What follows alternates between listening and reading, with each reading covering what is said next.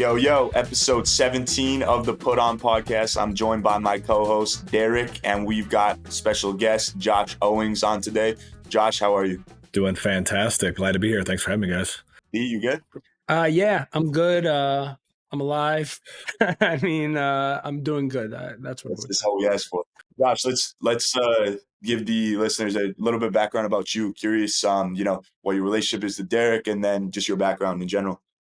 Yeah, so just to give a little background with me, I work in media, work with brands, worked on the media side where I met Derek. Derek was my creative director for a little bit. But yeah, now I'm back working with brands, essentially just building creative for a company, say a big Fortune 500 company. And yeah, we'll leave it there. But outside of that, my brother and I have a podcast where we do vlog, podcasts, shows, and we do a bunch of short form content where we're basically just deep dive in music, people, and just anything that we find curious, which is very similar to what you guys do. Is you're just trying to find people that are kind of on the come up or doing things that are interesting to you.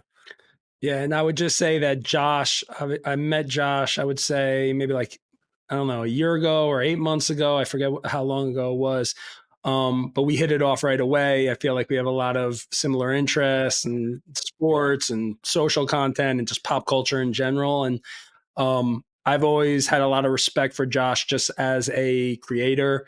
And he's like a self-taught editor. And he's one of those guys that is really like a grinder and like knows how to write, knows how to edit, knows how to produce, knows how to be in front of the camera. And it's just very driven. And I think sometimes, that when I think about Josh, I feel like I'm a big believer in him in terms of his career. And if I could buy stock in Josh Owings, I would. I would also just say, I appreciate that. Yeah, no, I appreciate and I would say like, I'll always remember, I think you did it was some clip that you did with your bro for OShow. And you were talking about you might have 5 views on a video now, or you might get 3 likes, but you were saying you're just going to keep doing them. You're just going to keep cranking them out and stay consistent, that you bet that 5 years from now, it's going to be a different story. And that pumped me up, that motivated and inspired me, reminded me of Jesse Itzler a little bit. So shout out to Jesse Itzler, who's, yeah, no, definitely. I couldn't agree more. Like, I'm a very much a bet on myself kind of guy. We were kind of talking about before the show, that's all it is. And whether this show gets 2 episodes, 2 viewers, or it gets 2 million, it doesn't really matter to me. We love doing it. We're having fun. And I think that's the biggest takeaway from today and everything else is I love what I do. That's why I've been so curious. And I think when you're curious about things, it drives you to want to find out the answer, whatever it is. And that was what editing and content kind of did. So, and yeah, we always connected early because obviously sports, and we liked creatively, I was drawn to you because you thought a lot differently than a lot of the people that I worked with in the past, where you were more let's try the thing that not to say it's going to get us in trouble, but if it does, fuck it. Right. Let's try it and do it, because what are you going to know? I think everyone's so worried about what people think about them and how people are going to interpret it. Oh, you only got 2 views on a video. That's embarrassing. Not really. It was still a good video. It just didn't get in front of people. Maybe it wasn't a good video. Who cares? I can learn from it. Right. And how you grow. There's no other way to grow unless you take those chances. Just as a side note, I made some video the other day about this kid, Miles, the music kid. And it was one of the first videos I made in this way. And Steve, our producer, helped me make it. And it's it came out and it did decently. And then my wife, the next day, gave me some feedback, and she was making fun of me and just and I had felt it was kind of corny. And then she gave me that feedback. But what it made me realize was good. Now I'm not going to do the next video like that. It's a learning process. Okay, now that I know how to fucking do a video like a nerd, I'm not going to do it that way the next time. I think the best thing you can get is negative feedback. I think that's one thing that people get very insecure about. They're oh my God, I got negative feedback. How could I'm I wish I had someone on every video. Zachary and I, my brother, we were just talking about this the other day.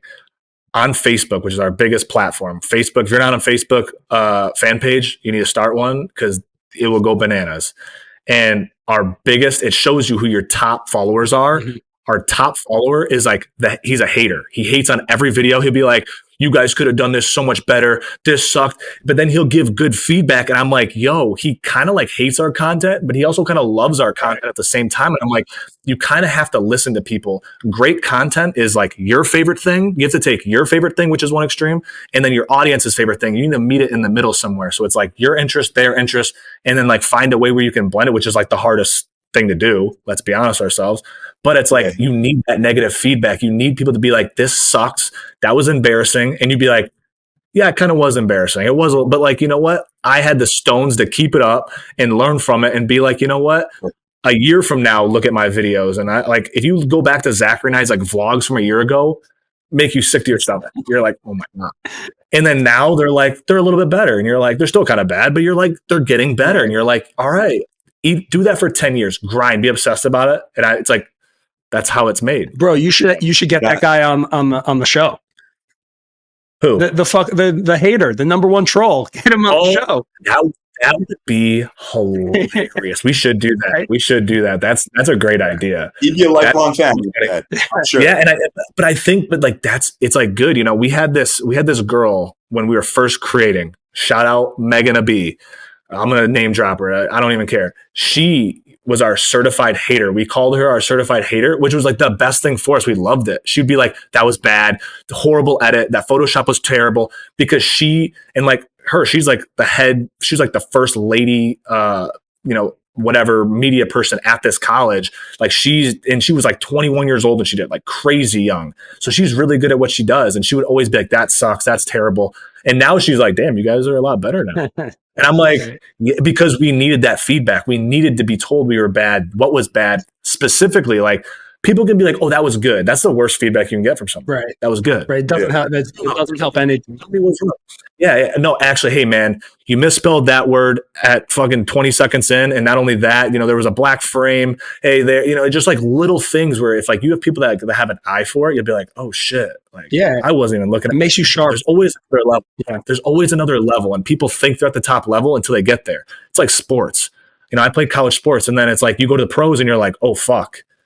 They're not skilled wise better. It's all here. They're all mentally so much sharper, so much better than everyone else. You're like, oh, that's why they're there. That's why there's a pro mentality. Right. It's because they're not emotional about it. It's all mental. Sports.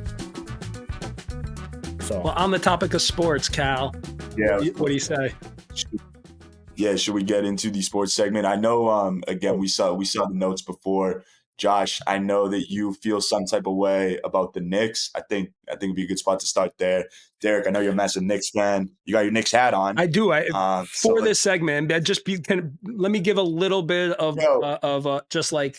I don't want to interrupt you, Derek, but like I'm a Detroit sports fan, and your boy is wearing Detroit, so it's like your own co-host is kind of already on my side today. So but let me just set the stage, okay? And then, by the way, I see you're wearing a 24 New York. Shout out to my boy Mike Press. Shout out Mike Press. So basically, me and Josh used to get into these like epic battles in the Vayner office about the Knicks, and also shout out to Bobby Schmidt and Ben Osborne and Caroline Nash because they used to be the unfortunate bystanders to the. Well, no, they would all team up on me. That's not all. They were all Knicks fans. Let's all say that. Right. They're all Knicks fans. So Derek had a crew of people that would try to tag team. Right. That's what it was.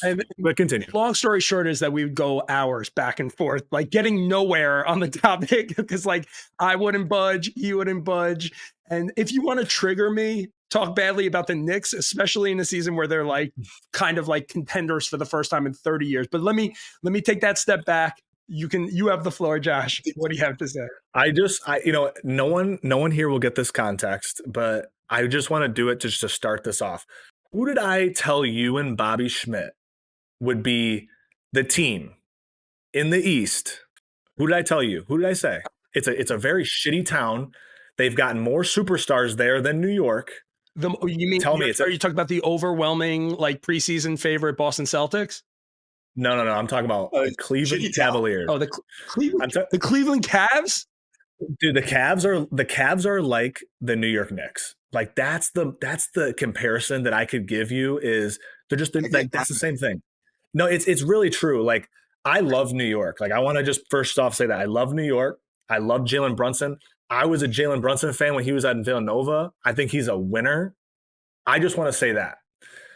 The blasphemy that Derek comes off to me and will be like, Jalen Brunson, best player in the league, superstar, MVP. And I'm like, whoa. Let's all just pump the tires a little bit here. Let's pump the tires. I wouldn't consider him an MVP. He's not a superstar either because there's about 5 superstars in the league. And who I consider a superstar is they single-handedly have led their team to a title. The Steph Currys, the Kevin Durant's, the LeBron James, the Giannis Antetokounmpos. Those are the Jason Tatum, a superstar of the league. Jason Tatum is not a superstar. Okay. And Jason Tatum is not a superstar because he's choked every time. And I'm a Jason Tatum. Again, hate against Jason Tatum. I love Jason Tatum. He's a stud. But yo, Jason Tatum is closer to superstar than Jalen Brunson. 100%. Wait. Not close. Can I just ask you a question? You're How many All-Stars has Jalen Tatum been? No, okay. How many times has he been a starter? How many times has he been an All-NBA? How many times has he been to the Eastern Conference Finals? No, I'm not arguing that he's more of a superstar than Jalen Brunson. Yes. But the Cavs point doesn't make any sense because the Knicks so have the Cavs number. They beat them every time. They knocked them out of the playoffs. It wasn't even close. And like if you listen to Cleveland media, they're like the Knicks are inside the Cavs head. Like they cannot beat the Knicks. So how can you say that they're the Cavs if every single time we play them we win? Every fucking time we play them. I don't take the regular season in the NBA seriously. What about the playoffs last year where we fucking destroyed them? But that's fine. You're talking about a really, really, really young team in the Cavs. The New York's very young too, but they're still not as young as the Cavs were. I'm not even trying to debate between those two teams because that's not my. I'm not gonna. The point is because I remember looking at the notes. What's your point about the Knicks?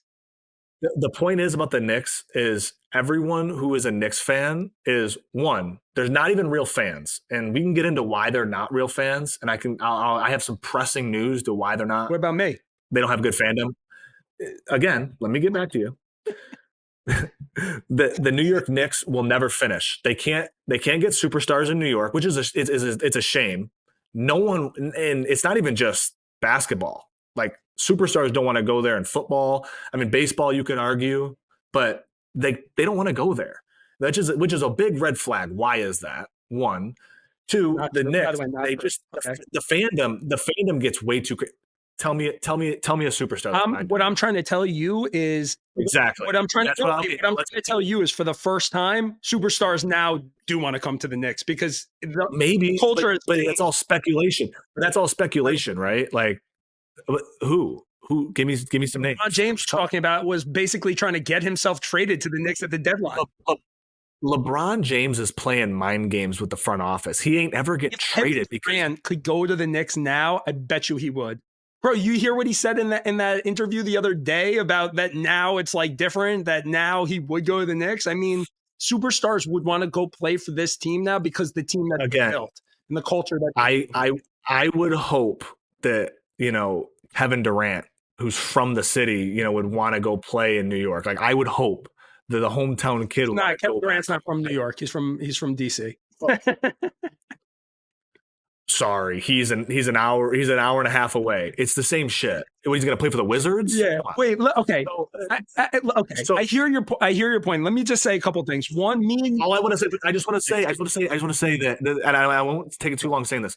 That the Knicks, everyone hypes up the Knicks so much. Like all the fake fans hype up the Knicks, and everyone's like crazy for the Knicks just for them to like lose in the the second round, and then everyone be like, "What the fuck, like fucking Knicks?" And it's like, bro, you guys were watching the regular season when no one cares. It's like just get into the playoffs. That's all it is. It's not even get the playoffs. Get in the play. I get it, but I think they're built to be a legitimate playoff contender. Could they lose in the second round? Of course, because they could run into the Celtics, they could run into the Bucks, they could run into the Heat, and whoever gets hot in the series.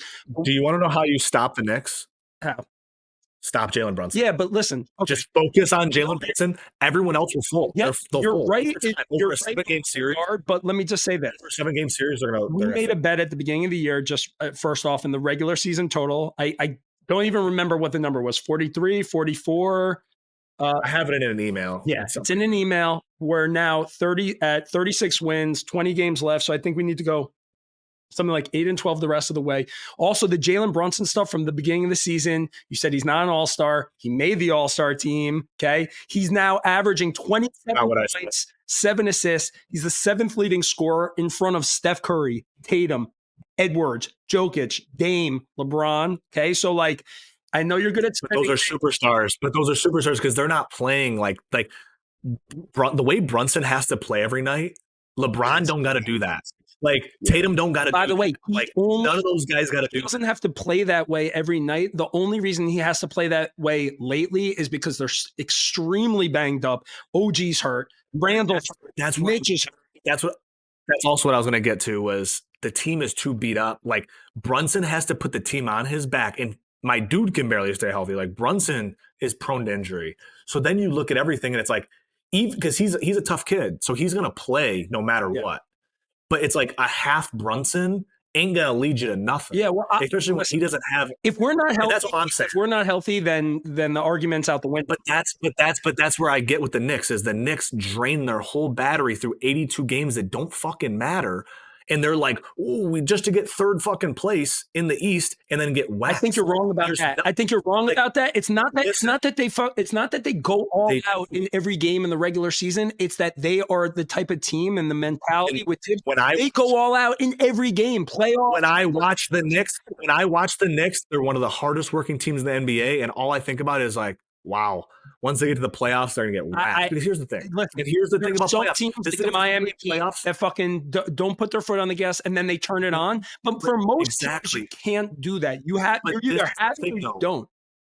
When you get to playoffs, everyone's playing defense. There's no offensive weapons, and let's talk about weapons. Like Brunson, yes, is a good scorer. Like I said, you stop Brunson, you stop the whole team. But let's be honest with ourselves. It's never going to happen for him. It's never going to happen for him. I'm sorry. Not in the next year, not in the next 2 years. It's Derek, there's no way that you think that Jalen Brunson and co are going to win it. Like Jalen Brunson is going to lead a New York Knicks team to a championship. This is what I'll say. This is what I'll say. Okay. I'm going to answer your question. All right. I have 2 things to say. One is that when they had full strength team, right? Like with OG there after the trade, they went 16-2 and they were fucking destroying teams. And number two, this team was built with a championship mentality. They made it the Villanova Knicks. All those guys have won championships together. They've built this team top to bottom. Every guy is a fucking dog. So do I believe that they could actually win a championship with this team? I actually do. And the last thing I'll say is, and I say this to Josh all the time, we'll see. We shall. Like I said, I think my exact thing was, I was like, I think the Cleveland Cavaliers will win another championship before the Knicks. I think that's what I said to you originally. I was like, I like the Cleveland like younger core more than I like the Knicks, even though I love Brunson and I hate that I have to even slander the Knicks because I like Brunson. I really do. And I didn't say that Brunson wasn't an all-star. I said that the Knicks will only have one all-star. So it's either got to be, someone's got to go. Well, listen, and make that Brunson made it this bet. You'll owe me more money. You can just keep paying for the rest of the year. I can't wait because I'm going to have the funniest, when I do end up paying you inevitably, we're going to meet up somewhere and I'm going to be vlogging it and I'm going to fuck with you so bad with this money. I don't know how I'm going to even deliver you this money. I'm going to Venmo me, bro. We're not going to meet No, we didn't. No. We didn't in the thing. It didn't say like how the payment was. Like you like via Venmo. I could fucking pay you with pennies. I don't care. I just want. I will fucking. I'll give you. I'm just gonna give you I'm gonna give you a bag of pennies and be like, here, have the kids count this. Make sure it's right. All right. I think we got our Knicks talking. The only last thing I'll say is that D, I'll give you like 6 or 7 to 1 odds on the Knicks winning the championship versus any. I'll figure out what the comp is, but I'll give you crazy odds. And you just pay. We'll take those odds if the guys come back. If the team comes back, if we get our guys back, that's what I'll say. 0% chance to win this year. Yeah, we'll wrap it that the Knicks are not going to win the championship. We'll call it there. But they got a good squad. They built better culture. Just quick before we wrap up on sports, because it came back. I'm just curious, Josh, you an F1 fan? I mean, I follow F1 a little bit. Derek, you? I know a little bit. I don't care about F1 at all. Not one bit. Lewis Hamilton's a dog, you know? Sure. Okay. Yeah, no, I was just okay. So Derek, paint dry. Josh, you watch it. I got you. Yeah, no, it's mixed reviews. Music. Let's move on to music. Josh, who you got? If I was gonna give anyone right now, I'm gonna give this guy 4 bats. All right. He's only has 3 songs out. Act 1, Act 2, and Act 3. The real spicy part about this dude is the way he's been able to accumulate listeners. And I think he has 3 songs out, like I said. And I think he has over like 12 million monthly Spotify listeners. And he's kind of like hacked the system a little bit with this. And what he's done is he gets people to pre-save. And essentially, like how these music platforms work, if you can get people to pre-save things, it's essentially telling Spotify when this drops, like, oh shit, all these people already downloaded it. Tells them right away that put this on, the playlists or whatever. And that's really what it comes down to. How you get traction as an artist on a platform like Spotify is they put you on their top 100, their hot 100 playlist or whatever that millions and millions of people are listening to. Yeah. So he's hacked that. He's teased people, and he just announced, and I don't know when this is dropping, but March 8th, Drake is going to hop on as a remix to one of his songs that's got like 80 million downloads on Spotify right now.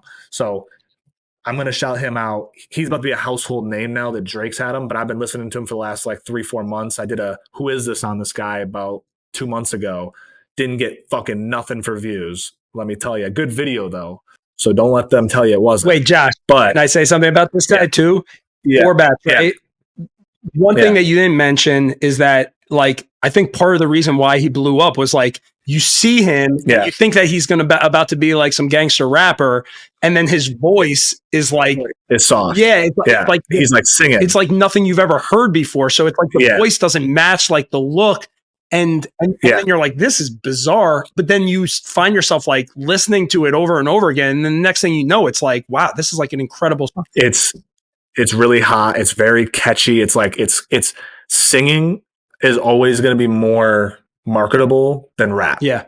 And he's kind of like, he's making the twist. Like, for example, for people that aren't familiar with who this is, basically why he was going viral was because he was in, better lack of terms, he was in the hood. And he had a bunch of people around him. It's a drop down mic. He's got the ski mask on, gold grills, and he pulls down, and then it's like, like, I'm gonna slide on your girl at 8 p.m. Like type of shit, like very like soft singing, like, buy your girl Jack high, like high voice. It's crazy, right? Oh yeah. And like that's where it wins. Like it's like you think it's gonna be like this hip hop song, and it's like really just like an R&B track. Yo, okay. Like then the other thing I was gonna tell you about it was, and Cal and Steve know this, is like, so it's kind of like how me and you are always like notice things at the same time. I told these guys, I'm like, yo, I want to make a video about this guy, 4 bats, right? He's blowing up.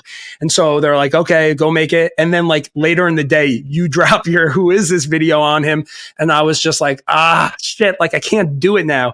Cal and Steve are like, just do it. Like, it doesn't matter. But for me, I was like, no, you should. I was like, it's one of those things where the second place in like that type of content feels like the first loser. I just couldn't, I couldn't bring. It's funny you say that. Let me give you some contrary, because I follow this dude who's a great creator. I like to shout him out now, because just like you said, I had the idea. I'm like, I want to do a video on this 4 bats guy. There's a guy on IG, TikTok. His name's Suspense, and he has a great hook. And if you don't know, now you know. Like that's his like thing. He like it's a great like hook, and he's like very good with like he basically like takes these. Josh, real quick before you do that, I'm just saying that on my videos, and then there's somebody else that's doing that shit. It's all right. No, that's fine. I'll send you some of his videos. But like I said, it doesn't matter who the fuck says what, does what first. It does not matter. It's like he made a video, and this is the long story short, was he made a 4 bats video as I was making my video, and I saw it, and part of me was like, do I not put this out? Then I was like, my video is so much different than his. Like he was like, oh, this is this new guy out. He's only got 2 tracks, but he's got a bunch of listeners. Here's the song. Is it hot or not? Like that was the song.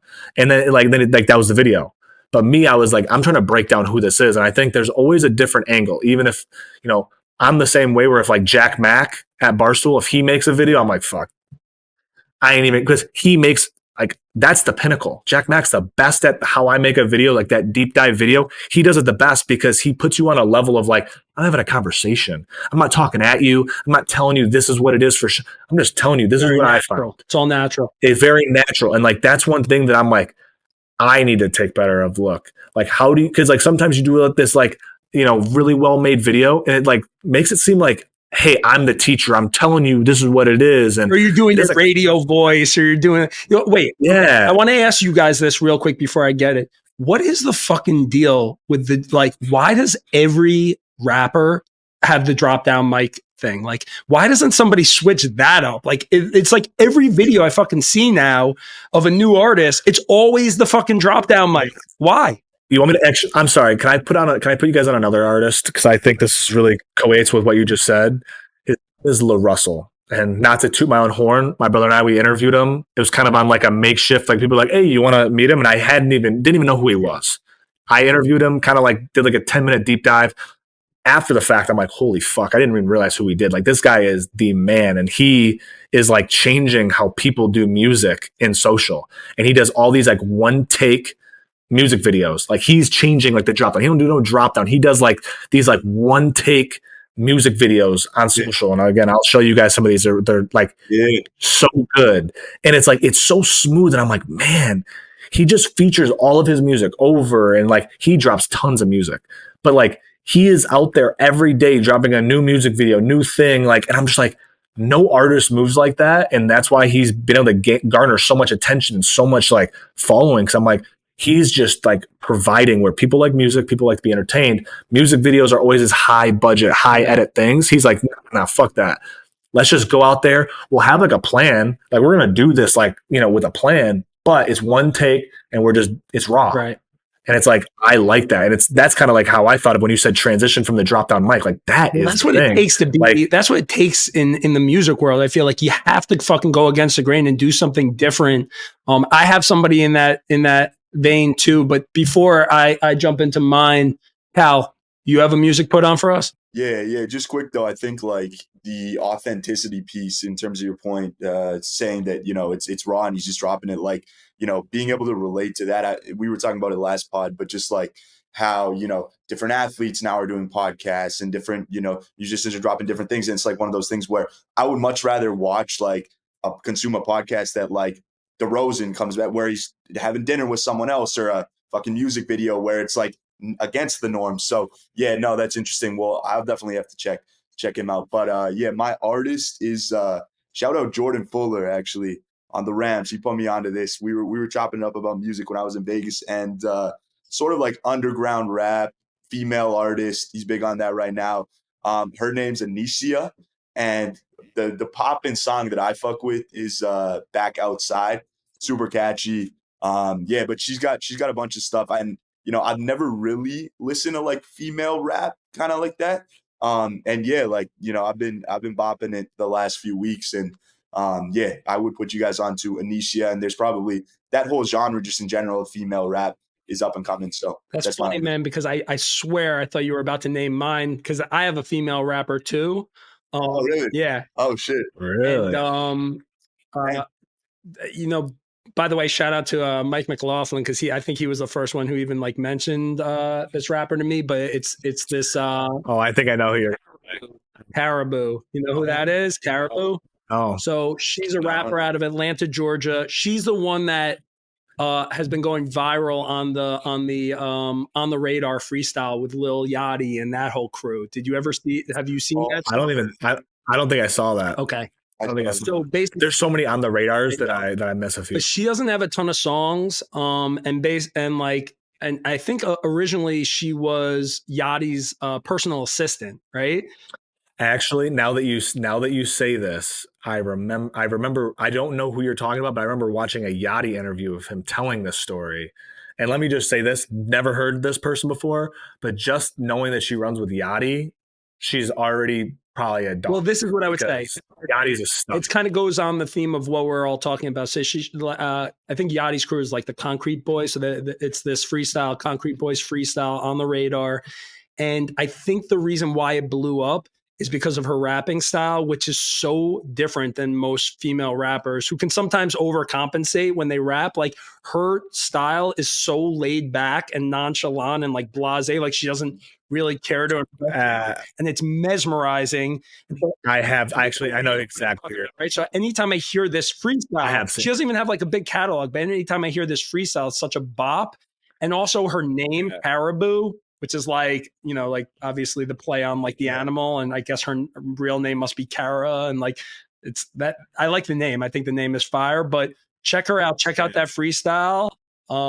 She's got a style that's like, again, that to me, that's what especially in rap, like if you want to make it, you can't copy what everybody else is doing. Like if like Migos was blowing up and then all of a sudden you're trying to copy Migos, like what are you trying to do? You got to create your own lane. You have to have your own sound. That's the only way you break through. Otherwise, like you're just fucking, copying everybody else and biting off everybody else. And what a time to like be able to have your own sound, because like just think of like even 20 years ago, if you had that sound that like was like that unique thing, the person who's on, like people get mad at Drake because they'll be like, Drake fucking took this person's sound and made it better, whatever.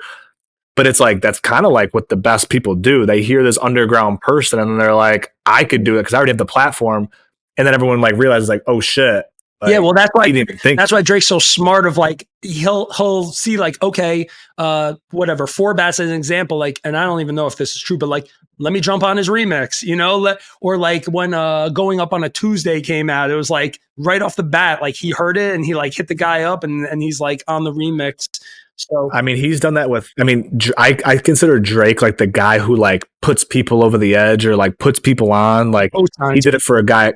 He did it. He did it a couple years ago for a guy, Young Blue, who's I think I want to say he's a Mississippi rapper or Alabama. He's an Alabama guy. Yeah. Really fucking good. But he like Drake hopped on his feature and it was like. It went from like the song was already massive and then it just like now that guy's on a whole nother level. Same with like Lil Durk, like did that like during the pandemic. And then it's like now Lil Durk is like massive. Like he went from like hood rap to straight up like mainstream pop, which is like no one does that. No one goes from like rapping about like what Lil Durk and like I've been listening to Lil Durk for a decade. Like the shit he was putting out a decade ago till now, way different. I love his shit now.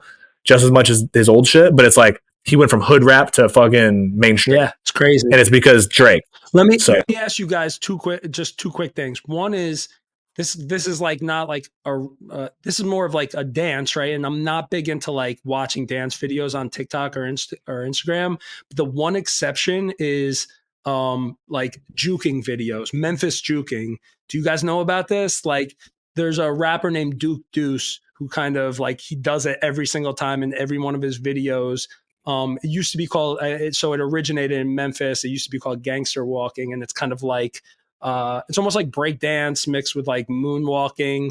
Something about it's so visually pleasing to the eye. So I guess you guys never heard about it, but I want to put you onto that. Go check out like a juking video. They're amazing. That's one. And then the second thing I was just going to ask, because I keep seeing it on my timeline, and maybe it's probably like even like past the point because you know how fast these things go. But have you seen that Japanese rap video with the guy Yuki Chiba, and he's got that song called Team Tomodachi, and they're doing that like dance to it? You have no idea what I'm talking about? No, I've never seen that. Okay, it's so weird, like how the algorithm works. Because I watch this video, and then the next thing I know, it's popping up a million times, and then all these people are doing dances to it, but just some random like Japanese rap song that's really kind of catchy. It's called Team. Just in the deep rabbit holes, just the deep rabbit holes of TikTok, bro. Social content and creators. Let's jump to the next segment. Let's do it. Content creators. Josh, hit us. I mean, I think I could rattle off quite a few content creators, honestly. I'll just name drop a few and then we can dig deeper into the other one. One, I'm going to say Gary Brecka, not traditionally a content creator, but has been podcasting and making more content. If you don't know Gary Brecka content, highly recommend it, especially if you like health and wellness, fasting, anything like that. Great content. I know I'm going to say his name wrong, but Nick Nayersina. I fucking. We'll put his name in the hand. Yeah, we'll put it in the show. We'll put it in there. Yeah, he was Steve Will Do It's filmer for a long time, and he wanted to vlog. Like, he's a good looking guy, very good talker. He wanted to vlog under Nelk, and Nelk was kind of like, nah, you're a video guy. Like, that's who you are. They kind of just pegged him as that because that's what he does. Well, he kind of ended up leaving and doing his own thing, and his climb to basically 1 million subscribers on YouTube just doing via vlog. And his vlogs are kind of like more high schooly college kid vibe, where he's like, going to parties and like, wheeling girls, dating, porn stars, supermodel, whatever it is. Yeah, Sky Bree, shout out. Like, so he's doing a bunch of stuff. Like, he just dropped a vlog this week with Kai Cenat, taking Kai Cenat to his first frat party, and it's like, that's massive. I mean, Kai Cenat was the biggest streamer by like not even close. Like, not even close. Like 30 million people, not even close. Like, it was a lot. So like, Nick's on a different wave, but the person I really want to talk about, we already kind of touched on Barstool earlier with Jack Mack, who's also, you could throw in this category, but Jersey Jerry. Jersey Jerry is arguably, he's a national treasure. Like, he is a national treasure. Like, I don't know if you've ever seen his, like, why he got famous. So for those who don't know Jersey Jerry, he works at Barstool, does a bunch of different creative there. We want to specifically talk Jersey After Dark, but like, how Jersey Jerry got big was he used to call into radio stations in Pittsburgh. He's a big Pittsburgh Steelers fan, and just say gutless things on the radio. Like, I mean, hilarious, gutless things. So people they end up hiring him. So long story short, over years, he ended up coming to Barstool, and now he does Jersey After Dark, where every Tuesday at 9 p.m. he does a challenge. Some of the challenges he's done, they found needles in a haystack. He just broke Caitlin Clark's scoring record. Like, just doing dumb shit. He did a golf simulator till he hit a hole in one. Took him like 36 hours. That was, by the way, that was incredible. Like, that was content was incredible. 80 shutting him out, like, that was big. Yeah. I mean, and so like, he's just one of those guys where he's like, he's so like, I watch some of his streams, and they're not like I watched the Caitlin Clark one. And it's like literally just him shooting basketballs.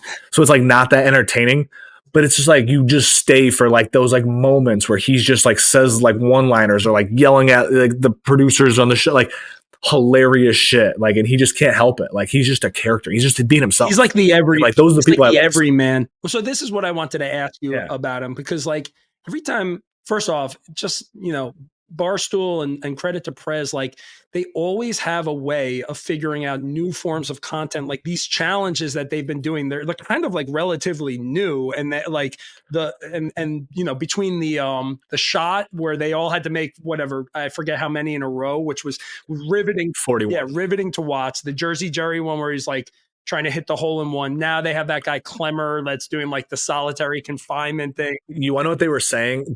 Big Cat said they're in their torture stage at Barstool, where they're like, everyone's like, oh, you did 100 hours, let's do this. Like, and they're just like trying to like one up each other.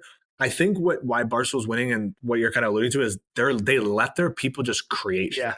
They're just like, whatever you want to create it. Because like, who am I to say?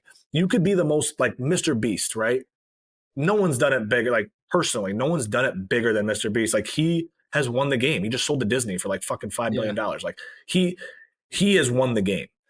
And if you look at what he does, like, it's just try shit. Like, even he doesn't know what's going to work, and he knows almost everything about the platforms and how, like, he could tell you, like, he might have a good idea, but you don't know what a good idea is until you do it. And I think that's where Barstool wins. They're just like, do it. What I was going to say is this. To me, and maybe this is a little bit before your guys' time, but it's so clear to me that like the way that Prez, that Portnoy is kind of this generation's Howard Stern, right? So Howard Stern was the king of media, of all media. To me, Prez is like the king of all content. And similarly, Howard Stern had his group of fucking, the Whack Pack. And like Prez basically has the new age Whack Pack, right? Between Jersey Jerry and Frank the Tank and Rico Boss and all these guys that are just like fringe society guys, but that make for so much entertaining content. It's just like, obviously it's relatable when you're watching a guy like Jersey For Jerry, sure. right? He's so blue collar, he's so rough around the edges. And then it's like, okay, you have this guy that clearly like pops when he's on camera, and then just put him in funny, like, circumstances and put him in funny environments and just let him fucking go. And it's a winning recipe. And so For sure. I just think like, yeah, when you think about Prez, because again, you like, just to take the step back, he's had to reinvent Barstool so many times, and like he's got that golden touch. It doesn't matter what it is. He reinvents it every time, but I think that he's reinvented it every time, but it's like I almost think he uses the same thing. And like I've gone back and I've looked back at like 10-year-old Barstool videos and watching like how they're starting. Like my favorite thing to do is to look at a creator today, and then I'll go on YouTube and I'm like, what's their first video this motherfucker ever posted? Because I want to know where this person came from. Did they start like, because some people are just naturally so fucking good at like entertainment and like they can just start and they're already really good. But they have such an eye for because look, you even said it yourself. Jersey Jerry was calling into the radio show. Rico Bosco was calling in like and leaving voicemails on their whatever. Yeah. Fucking what's his name? PFT. No. PFT commenter was because he was writing on the what's it called? PFT. RG. Well, yeah, but he was. I mean, PFT got big because he was memeing the PFT guy, but it was also like hate writing. That's a really funny story of how he's allowed to use that trademark PFT. But that's not the point. And Dave is the master at finding talent. And I think that is the most important thing. He, one, knows how to find talent. Two, he lets his people do whatever the fuck they want to do as long as they're bringing in the numbers. And three, and I think this is the most important part about Barstool, they fucking air everything out. Right. And this is one thing that Zachary and I have really tried to steer into is, you have a problem with me? I didn't fucking wash the dishes. We vlog. We put our lives out there for everyone. Fucking, if you're going to yell at me behind the door, bro, you might as well get the cameras rolling and fucking call me out, because guess what? At least it's real. And that's why Barstool wins is like, Dave will be like, oh, you two got a problem? All right, Barstool Radio, let's hack it out.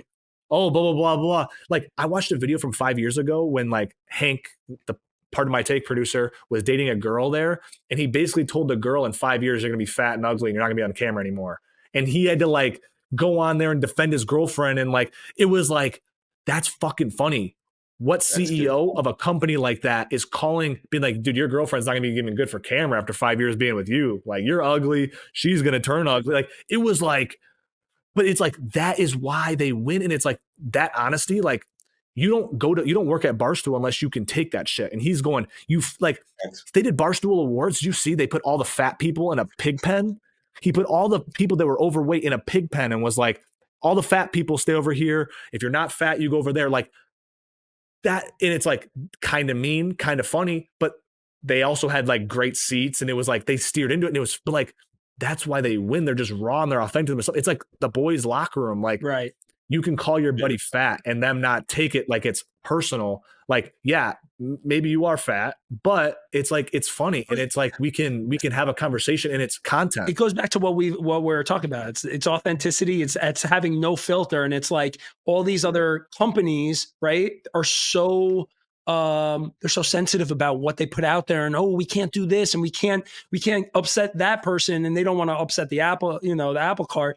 The truth is, that's not how you win. And like, again, like with Howard Stern, if you ever watched his movie, like he used to do like the traditional radio thing, and then one time like he fucked up on air, and his wife at the time told him like, that was the best part of the show because you were just fucking real. And then ever since that point, he's just been real, and that's why he blew up. It's because everybody wants to hear like the real shit, the authentic stuff. They don't want to see some canned shit. They want to see warts and all. And that's why live's winning right now, and that's why like Jersey Jerry, like we said, like there is no like they have dead buttons now at Barstool because they've just like there has to be that delay now. Like they have to like with a couple of their guys, like you got to watch out when you have that many characters. Like the whole farm can go if you know what I mean. So like they have to have dead buttons now. But at that point, it's like reason why people like live is because there's no filter. There is no, even if there's draws and there's lulls and there's whatever, it's raw and it's real and you can't hide from it. And I think that's what people like. People want to see the inside of your bedroom and they want to, that's what they want. True. No doubt. All I right. think. What are you gonna say? No, I was just gonna say, do you have a creator or four that you want to put us onto? I have a ton, but I'm just going to do one this time to keep it simple. Okay. And I sent this video to Cal and Steve. And so basically last week I stumbled upon this random video of this guy and I was fucking dying. And it was probably one of the funniest things I've ever seen. And then since then I've caught a couple of his videos. And so basically it's a guy named Juliano Hodges, at Juliano Hodges. And his shtick, or at least part of it, is that he goes up to girls in Target and he asks them, can you just record me on this video? And then what he does is like these really seductive, like sultry, like either dances or like comedy bits. And then he records them or he has somebody hiding recording them. So you're watching both him and the person that's recording him. And the funniest thing is like first off, he's dancing and he's doing all these like seductive dance moves, but there's no music there. Like he puts music onto the video afterwards. So it's so fucking funny. And he has it on like both like him dancing to no music, him dancing to the music. And then like the videos are labeled like asking cute girl to film me at Max Riz or like asking thick Latina to film me at Max Swag. Bro, the comment section is so funny. There was one guy that's like, this guy needs a Riz straining order. And basically like his whole comedy is like Eric Andre type of brand of comedy. And the fact that he's able to keep a straight face while he's doing the videos is so impressive. But for me, just thinking about the fact that this guy decided that he would make like Target his canvas and just the sheer absurdity of his video. He has one video, I think I said that to Cal and Steve, where he's like, oh, can you record me? And then he's like, hey guys, check out this blanket. Like it's so soft and cozy. And then he's like going like, and he's like rolling around on the floor and sucking his thumb. And the girl is just like recording him. She's like, what the fuck am I? Bro, I think that's why he does it at Target, because he like the girls that like he knows the demographic that's shopping at Target. And like I've seen some of the girls and it's just like they don't even like some of the girls are just like whatever. Wait, Josh, like they don't even like seen his video? Yeah, no, I've seen his videos, and there was this one time he had like this one white girl at Target. She's like, sure, and then like he does the video and he like does everything, and she's like, you killed her. Like it was, I was like, no way. Like he like she ate him, like she took it so good. Like looking at her, and she's just like, yeah. She was like, and she like kind of took it pretty good. She was just like, okay, like, and I was like, bro, people are just so accustomed to it now. Like in Target, he's just like, fuck it. Bro, that's like one of those videos. I don't know if you guys are like this, where it's like you see something that fucking kills you. And I think I sent that to 40 people. That one video, I sent that to 40 people. And I have like a group chat with a bunch of friends. And they were just like, this is the funniest thing I've ever seen in my entire life. Oh, yeah. Yeah, he's hilarious. So yeah, shout out to Juliano Hodges. Definitely check him out. Cal, about you got anything? Yeah, so this one guy, and I think that he is going to be one of the most, he's blown up, but I think he's going to be one of the most followed accounts on TikTok specifically. This kid, Kam Edwards, he does these bits where it's like how people who sleep in the morning expect us to react. And like, he like fucking, he's this, he does all these skits and he's done like a fuck ton of them, but that guy has got it, and he's about to be like one of the most followed accounts on TikTok, in my opinion. You guys seen him? Yeah, I've seen him, and I think it's actually a big like working brand side. I think the way he makes content, brands will be able to like use their shit, because like a lot of his stuff is like he has like really good commentary in the background when he's like, it would be like how people that wake up at 5 a.m. expect your friends to react or whatever. He's like, yeah, I woke up at 5. Everyone's like, no way, like you're the best, like all these things. And it's like a brand needs to go in there and be like, what could we get them to do? Be like, how people react to like when I buy a Stanley or like what, whatever it may be, right? Like obviously I just said Stanley because it's like that's the craze right now.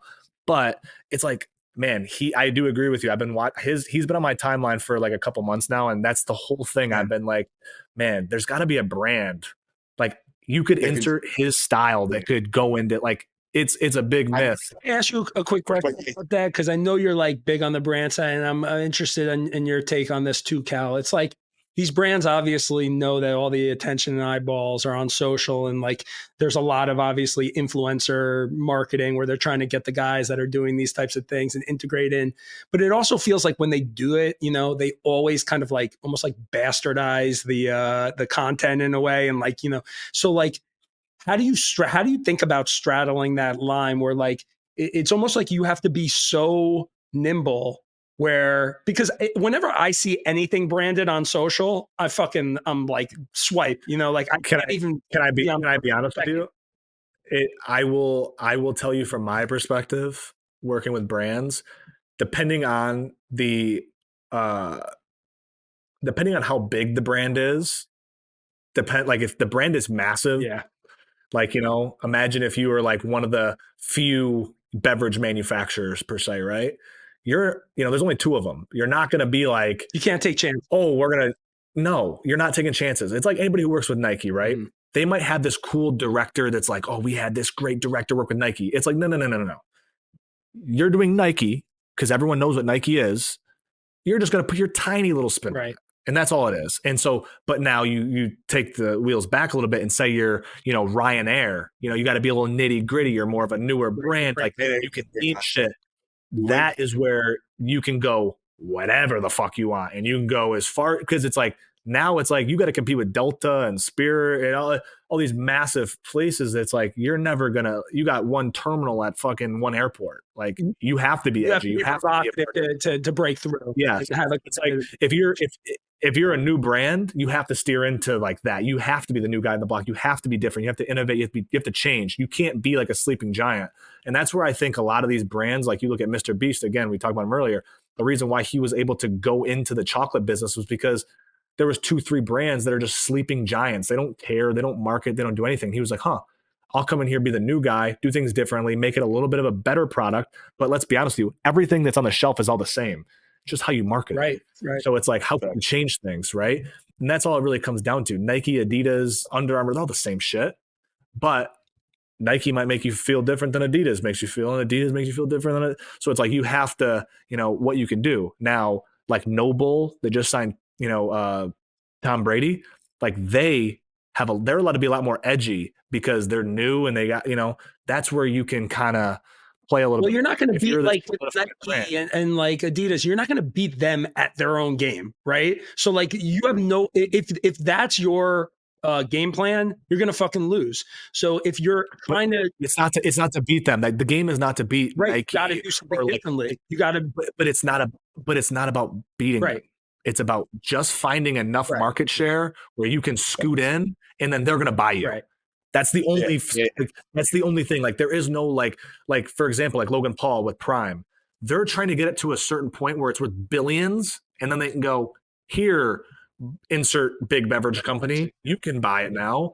And then exactly. And then you can be like, all right, well, I'm off. I sold this company for $5 billion. Exactly. And like they were never going to beat out Gatorade or what, you know, whatever the other brands are. Like they're never going to beat out that market share, but they can chew into it enough and then sell it. Cal, do you have any thoughts on this? Yeah, no, I was just going to say back to the point on how brands integrate with, you know, creators. I think over the last like 6 months, I've actually seen a lot of brands do interesting things where like, you know, it would be TikTok creators that we all recognize. And so maybe I wouldn't like, you know what kind of content creator that individual is, but I'd be like, oh shit, yeah, I've seen him on my feed before. And then I see that it's sponsored and I like probably because of just like the media piece, but then I'm curious. I'm like, okay, I wonder what this brand's strategy is, how they utilize them. So I watch them all in full. And I actually think that like, you know, there's some good skits that, you know, like I've seen a cooking content creator who did some with Oreo where it was like this challenge, but it was like, you know, it was engaging content that was sponsored. And it like, you know, I just think that I've seen more and more as of recently. So I do think that, again, the landscape of brands, to your point, it's not the Nikes, but, you know, the 1-2 steps under are actually doing more interesting things. And I just hope that like they just realize that like TikTok and Instagram is different than a commercial. You know, you're posting 10 times a day. So if you have a post that flops, who gives a fuck? Right. Like, don't take everything so serious. Have fun with it. Make things that you think people are going to want to see. And then once you post for, 10 times a day for 2 weeks, you're going to know what people want to see and what they don't want to see, what performs, what doesn't perform. And then you can keep going. Like if I was Nike, here's the thing that Nike can steal right now. They should do a quote card every single day on Nike and go blank and blank Nike, like just quotes, like how we used to do back in the day. Like that would murder on Nike. Doing like that's all it would be. Put a fucking person on, put LeBron James about the dunk with a LeBron quote. I bet you that would go fucking bonkers every day. Just do a quote card from one of their Nike athletes or Jordan athletes or whatever. And that would go crazy because people love quotes. That's something that's shareable. It's something that people can resonate with. It can be motivation. It can be like, I needed that today or whatever it is. Yeah. So it feels on brand too for them. For sure. Life takeaways. The last segment here. Appreciate you, Josh. Would love to hear a life takeaway. To tie things up. Yeah, so I don't want to get too deep in the woods. We kind of talked about it earlier, but my one life takeaway would be bet on yourself. I think in times like this where the economy is truly going to go through growing pains and it's election year and a lot of shit might change and a lot of things might be up in the air. There's no time like today to bet on yourself. They say the best time to plant a tree was 20 years ago. The second best time is today. And you need to start betting on yourself, whatever that is, whether you are in a job that you hate. And it's like, for me, like I create content. That's how I try to bet on myself. I'm trying to build a brand with myself. So hopefully one day I can monetize that and, do everything. So to me, I'm going to say bet on yourself. Do something that you love. Do something that you're curious about because that's where the magic's made. It doesn't matter what it is. You can find a way to make money off of the thing that you love, whatever it is. So I'm going to say bet on yourself. Can I just say I love that? But like bet on yourself. I feel like that there's no like truer kind of thing as it relates to you. Like I really feel like that is fully representative of you. But I feel like I live that, and maybe it's because I have 3 brothers, and it's like we grew up very competitive. I moved out of my house when I was 16 years old, so I was very independent in a sense, even though I grew up with brothers, which is like an odd thing, right? And I think that's one thing I learned from a really young age. Like I started working when I was 15, and I was like, man, I'm working this job, and it's like I realized I was like, man, there's no one here that really cares about you. It doesn't matter how much you're valued at work. It doesn't matter how awesome you are to your coworkers or what. You could be gone like that. Right. And it's like, they don't care about your family. They might act like it or pretend like it, but when shit really hits the fan, they care about themselves more than they care about you. And I think that you have to always know that you have to take your responsibility. Like you're the one who has to fight for you. And I've always lived that. Like I've always been the most vocal, whether it got me in trouble, whether it got me whatever. But I was like, I would rather go out guns a-blazing on my own sword, on me, betting on me, than thinking like letting everyone else just like, I hope and I wish. So, bro, bet on yourself. I love that. It took me way too late, like maybe like 30 something years to realize like nobody's coming to help me out here. No, like if I want to do it, it's going to be all on me. And, and I think sometimes you don't realize that when you're young. So the fact that you've known that from a very early age is great. And I love that. Cal, what you got? What's your takeaway? Yeah, it's on the same note. Keep getting reps. I think, I'm looking at it day by day, week by week, year by year, just like whatever it is I'm doing, whatever it is I, want to put my time and energy in. It's just continue to kind of get 1% better every day and just do something different, tap into something that I, maybe want to explore. And so, yeah, just the idea of getting 1% better every day and keep getting reps and just like look at it week by week, try to be better and just keep that process going. Because at the end of the day, like for me, I love the chase. And so again, I don't specifically know what I'm chasing. I don't know what the end goal is. I feel like a bunch of people are like that, but man, fuck, the process is fun and let's continue to try to figure it out. So reps, keep getting reps. Hey, at the Real OShow, we have a thing we say, putting up shots. And I actually have a wristband that says putting shots up. And that's the life, like if you're not in the gym putting shots up, you can't get better. Physically can't get better. 1,000%. Yeah. All right, I'll give you my takeaway, and it's just there's a little story attached to it because last night was my son's. He's in a third and fourth grade, and he's in third grade. He's in a basketball intramural league in our town, and it's very popular. And in the playoffs, all the kids come to every game, and it's like packed house, right? So it's his first game, playoff game. And we're headed over there. And he's like above average. Like I was a good basketball player back in the day. He's definitely one of the better kids in his grade, not the best. Maybe isn't always consistent. Maybe doesn't have confidence all the time, whatever. So we're on the way to the game last night. I'm giving him the pump up speech and I'm telling him like, yo, these kids, they're coming to this game right now. And yeah, like they're excited, whatever. They're not focused. And like, you can decide right now that you want it more than them and that you're going to do whatever it takes to win. And so like on defense, just fucking take the ball from them, like all over, like be a fucking like, and so I'm pumping him up like so hard. Right. So the game starts and we get down early, but he's playing really good. And like our best player is like a little bit off and my son is like carrying him, bless you. And he's like keeping us in the game. He's having a great like first half. He scores like 8 points, whatever. Right. And the game is getting like more intense and more people are like filling in. And it feels like I'm at like fucking like MSG for a Knicks playoff game. Like there might be like 100 people, but they're like overcrowding onto the court and people are screaming and whatever, right? And we get down 8 points with about 5 minutes left. And then my son like turns it on and like single-handedly like starts like bringing us back. And he steals one and puts it up and one and then pull up jumper and like another steal, assist. Next thing we know, we're tied up. The fucking gym is going crazy. And mind you, like best game of his life, like career game. Like nobody's ever seen him play this way. And it was really one of the most exciting games. And then we go into overtime and our best player like hits a couple clutch shots. We win by like 3 points. Everybody goes onto the court. And it's like one of these things where like, I'll always remember it. He'll definitely always remember it. It was like, and I was just so proud of him and the heart and the confidence that he showed. And so I guess my takeaway was like, one, that sometimes there are these moments in life that are so special and so meaningful just to you. And like, you really have to savor them. And you don't get these types of moments all the time. So when they happen, like, just like take the time to like step back and realize like, wow, this was like an incredible moment. And then the other one was just like, that we all have this thing inside us, right? We really all have this potential that's just kind of like waiting to break out, and it's not easy to harness. And it just comes down to being resilient, having perseverance, and just like wanting it more than the next guy, and about doing the work and leaving everything on the table. So shout out to Milo Siskin and the Terps for their big playoff win.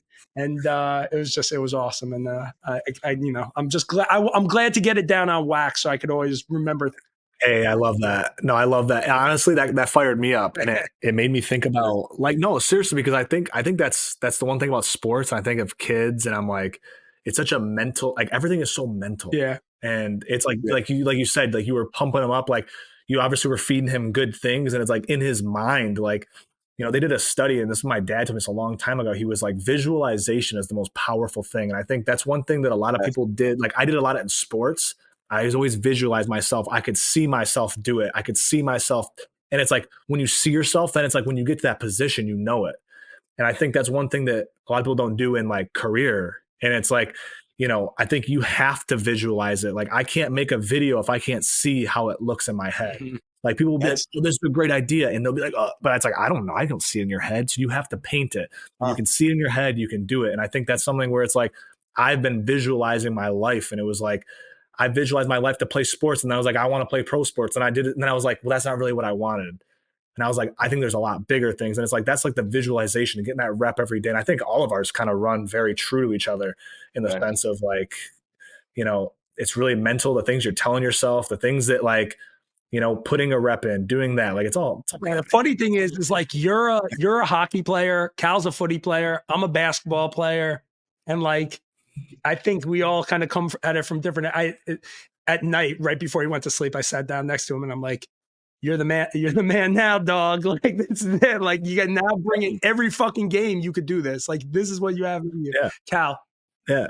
take us out. What? No, I was just gonna say, like on the visualization piece, I think that training, and I saw a Djokovic clip the other day about him training his mental, but like it's something where, especially for athletes and us all growing up playing sport, like when I played college soccer, it was one of those things where like before the game, I would listen to like this mental training thing and then I'd visualize, but everyone else would be out on the pitch warming up. And it's one of those things where everyone's focused on like the physical and how you're actually going to perform, where to all of our points, like the mental is just as, if not more important. And I think that like not enough people work and focus on that. It's more so like, hey, let me go to the gym, let me get my body straight. And sure, that does help the mental side of things because, but I just think that, again, like we all can be doing so much more for our mental in terms of training, whether it's performance in content creation, whether it's visualizing, that next job, whatever it is. So yeah, I just wanted to end with that. I think that's a great point by both of you. Guys, I've really enjoyed this pod. Josh, thanks for jumping on with us. It's probably one of the best ones we've ever done.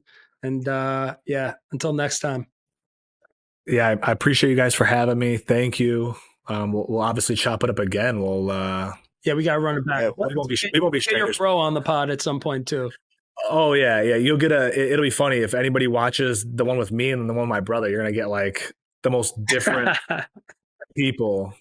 Like it's funny that it's like, we're brothers and we're very alike in a lot of ways, but it's like we're just like so different in so many other ways. So, but again, thanks for having me, guys. I really appreciate it. All right. Appreciate you. Peace. We're out. Thank you for tuning into the Put On Podcast. If you enjoyed this episode, make sure to subscribe and don't forget to follow us on social at the Put On Pod.